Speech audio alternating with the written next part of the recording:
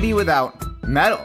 Roughly 5,000 years ago, in the land that makes up modern-day Iraq, Kuwait, Turkey, and Syria, people began producing a strong alloy made from a combination of copper and tin.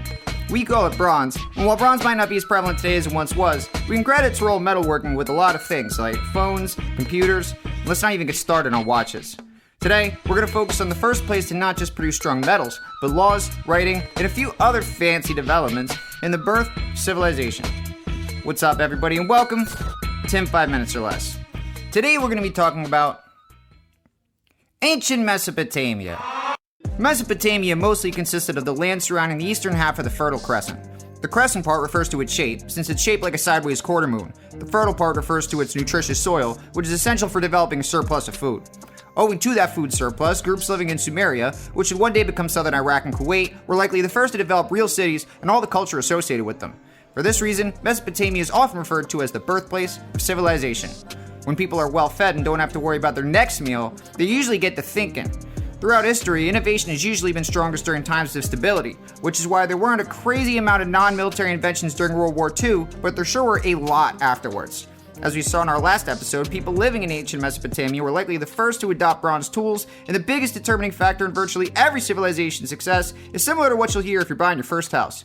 Location, location, location. Mesopotamia's early adoption of bronze was due to its proximity to tin and copper deposits. Although people in Mesopotamia didn't use smartphones, they did use hammers, sickles, plenty of other agricultural tools that benefited from bronze as a tool-making material. Bronze plows kept farmers from having to plant seeds with their hands, and better farming methods means more food, which means more people. People living in Sumeria were also the first to invent the wheel, a necessary component in many simple machines today like the pulley, the screw, and the fidget spinner. With the advent of the wheel and axle, people could build carts to carry goods. This made trade a lot easier, and with all that trading going on, people in Sumeria needed a new invention to keep track of their goods. In came writing. Writing would have started simple, likely as a method of marks or tallies that kept tracks of individual goods, but over time more complex alphabets developed until they matured into a system we know today as cuneiform. Cuneiform was an alphabet used throughout Mesopotamia and eventually influenced the alphabets of ancient Greece.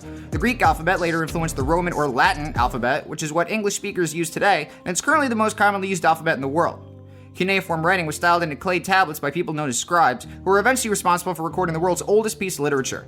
The Epic of Gilgamesh is over 4,000 years old and details the adventures of a semi-mythical king and his quest for immortality.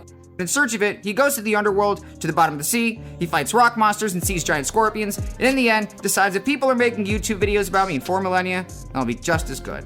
It was a pretty neat story, but perhaps not a bestseller, since only a handful of people alive at that time were even literate.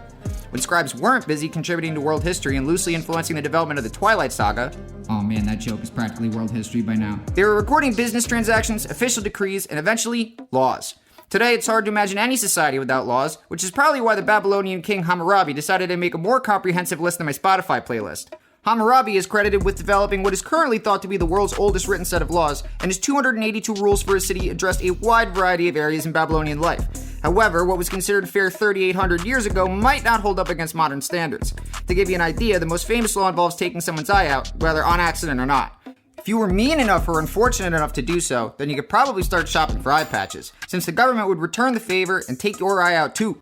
Kind of like you break it, you buy it, but I don't think they cut your hand off if you break a lamp at Target. While the Code of Hammurabi did make some important contributions, like the concept of being innocent until proven guilty, its biggest contribution was the reinforcement that the state was responsible for doling out justice and maintaining order. I mean, without the Code of Hammurabi, people wouldn't know not to bring sodas on an airplane or mozzarella sticks to the library. Oh, Mesopotamia, what haven't you done? You were responsible for the Hanging Gardens of Babylon, one of the 7 wonders of the world. Heck, you even had Sargon of Akkad, ruler of quite possibly the oldest empire in history. Their food surpluses allowed culture to flourish, developing a complex religion with massive holy structures called ziggurats. But in the end, you couldn't save yourself. Well, because of, time. We're running short on time, but to recap, you're welcome to return to the beginning and watch the episode over and over and Hey! Please subscribe if you can. Don't forget the next one. Stay tuned for Ancient Egypt, and thanks for watching.